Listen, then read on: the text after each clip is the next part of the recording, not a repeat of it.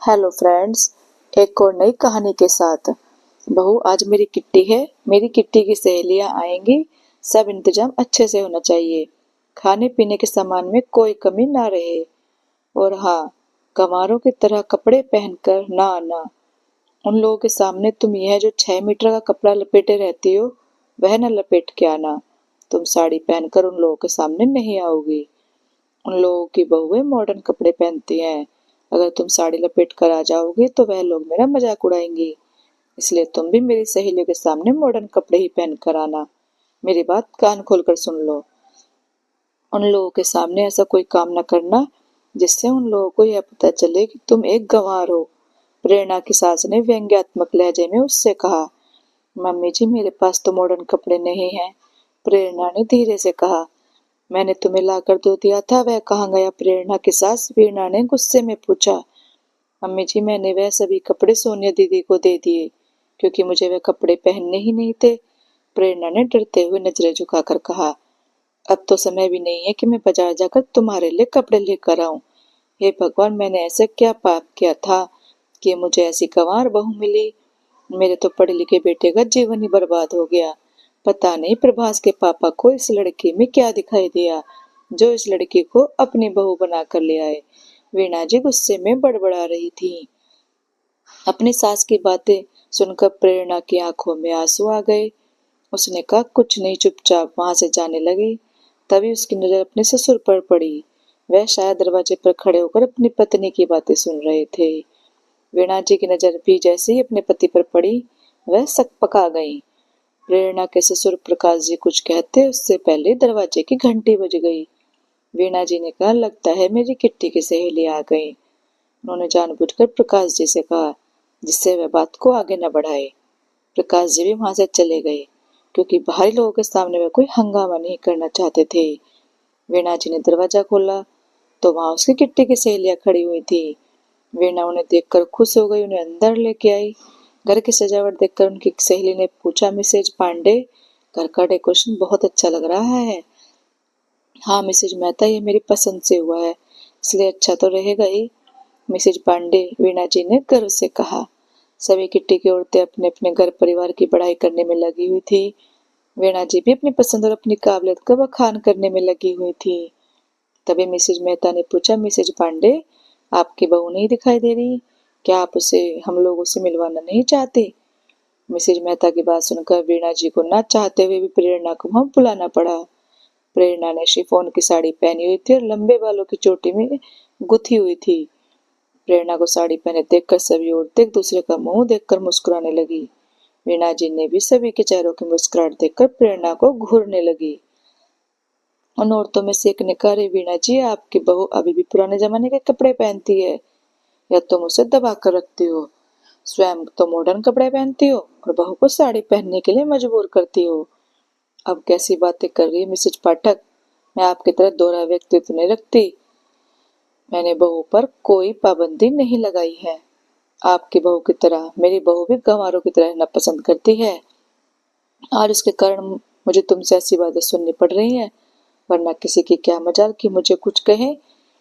आप इस समय मेरे घर पर हैं इसलिए मैं चुप हूँ, नहीं तो मुझे भी जवाब देना अच्छी तरह आता है, वीणा जी ने गुस्से में कहा। अरे छोड़ो, तुम लोग भी क्या बात लेकर बैठ गई? वीणा जी की बहू चाहे जो पहने उसकी मर्जी, उस पर बहस करने की क्या जरूरत है, मिसेज वर्मा ने कहा।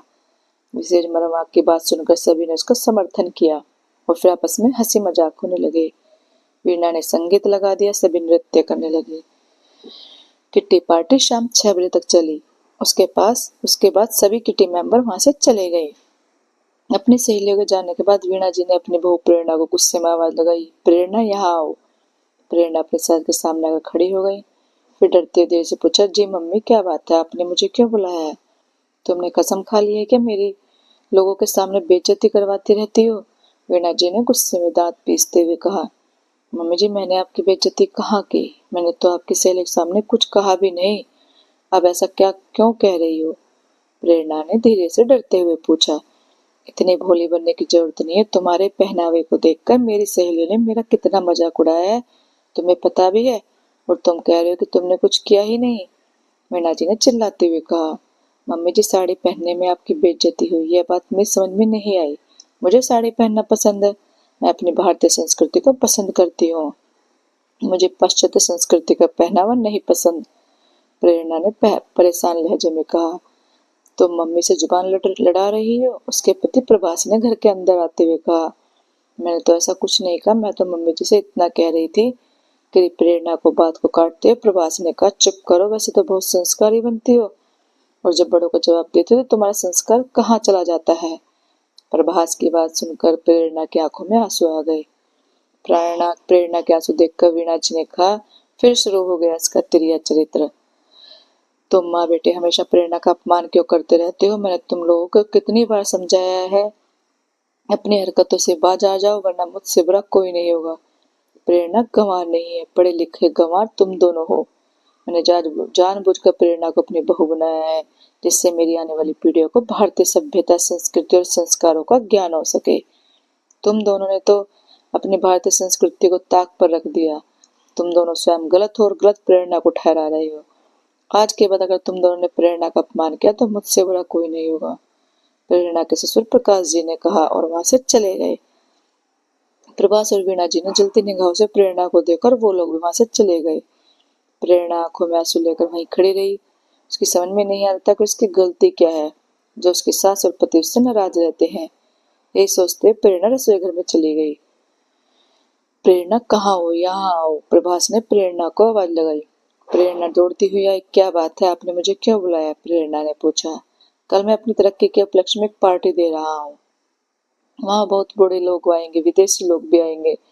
वहाँ होंगे पार्टी, 5 स्टार होटल में है। वहाँ तुम्हारा रहना आवश्यक है, इसलिए तुम्हें भी वहाँ चलना। पर तुम वहाँ साड़ी पहनकर नहीं चलोगी। वहाँ पहनकर जाने के लिए मैं तुम्हारे लिए ड्रेस लाया हूँ। तुम्हें वहीं पहनकर चलना होगा। प्रभास ने प्रेरणा को एक पैकेट देते हुए कहा। प्रेरणा ने यह पैकेट अपने हाथ में लिया और उसे खोने लगी। तभी फोन की घंटी बज उठी। सबका ध्यान उधर चला गया। प्रेरणा ने पैकेट रख दिया और फोन उठा गया। उधर से उसकी माँ की आवाज आई। वह कह रही थी कि तुम्हारे पापा की तबीयत खराब है, वे तुमसे मिलना चाहते हैं। अपनी माँ की बात सुनकर प्रेरणा घबरा गई। उसने अपनी सास को अपने पिता की तबीयत के बारे में बताया और कहा कि वह अपने मायके जाना चाहती है। वीणा जी से मना करती उससे पहले प्रकाश जी ने कहा, प्रेरणा से पूछने क्या बात, तुम जाओ, तुम्हारे पापा तुमसे मिलना चाहते हैं। अपने ससुर की बात सुनकर प्रेरणा अपने मायके जाने की तैयारी करने लगी। उसका मायका उसी शहर में था। उसने प्रभास से कहा कि वह कल पार्टी में जाने से पहले यहाँ आ जाएगी। उसके बाद प्रेरणा अपने मायके जाने के लिए निकल गई। अपने माता पिता से मिलने के बाद प्रेरणा बहुत खुश हुई। प्रेरणा को देखकर उस पापा की तबीयत में सुधार होने लगा। प्रेरणा भी अपने माता पिता के पास आकर बहुत सुकून और शांति महसूस कर रही थी। दूसरे दिन प्रेरणा के पापा की तबीयत कुछ ठीक थी। प्रेरणा ने प्रभास को फोन करके कहा कि वह सीधे होटल आ जाएगी। प्रभास ने कहा कि तुम ड्राइवर के साथ होटल आ जाना और वही ड्रेस पहन कर आना जो मैंने कल तुम्हें ला कर दिया था। प्रेरणा अपने पापा को डॉक्टर को दिखाने के बाद अपने ससुराल चली गई। घर में कोई नहीं था, सब लोग होटल जा चुके थे। प्रेरणा भी तैयार होने के लिए अपने कमरे में गई। उसने जब अपनी ड्रेस देखी तो वह चौंक गई। वह एक गाउन था जो बैकलेस था। प्रेरणा ने उसे बेड पर फेंक दिया और अपनी अलमारी से कांजीवरम की साड़ी निकाली। साड़ी क्रीम कलर की थी और बॉर्डर उसका मैरून रंग का था। प्रेरणा ने वह साड़ी अपनी पहनी और लंबे बालों का ढीला जोड़ा बनाया। गले में मैरून रंग का जड़ाऊ हार और हाथ में जड़ाऊ कंगन पहने। माथे पर मैरून रंग की बेड़ी बिंदी और होठों पर मैरून रंग की लिपस्टिक लगाई। जब प्रेरणा ने तैयार होकर स्वयं को शीशे में देखा तो स्वयं को देखकर शर्मा गई। तभी उसका फोन बज उठा। प्रेरणा ने फोन उठाया। फोन प्रभास का था। कहाँ हो, कब होटल पहुंच रही हो? प्रभास ने गुस्से में पूछा। मैं तैयार हो गई हूँ, अभी घर से निकल रही हूँ, मुझे होटल पहुंचने में ज्यादा समय नहीं लगेगा, प्रेरणा ने कहा।